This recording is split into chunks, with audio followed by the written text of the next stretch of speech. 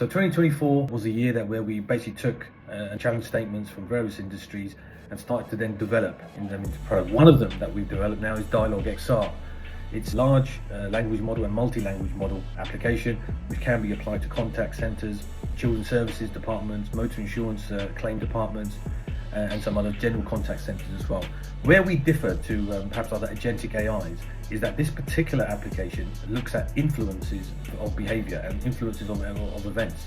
So you may have a situation in the children's services scenario, for instance, where a child is at risk from the parents, maybe from outside influences, but finding that risk element, analytic that will look at all the behaviour patterns that are affecting or surrounding that child, but also affecting those points as well. So it could be 2 or 3 hops away that you want to try and analyse, which is very hard to do for a social worker. So our large language model has been trained on multiple data sets, that are usually siloed as well. And then we bring them all together as a multi-language model. So you're basically combining those data sets together, and it's working in parallel to find out where those influences are that will affect the risk of the child.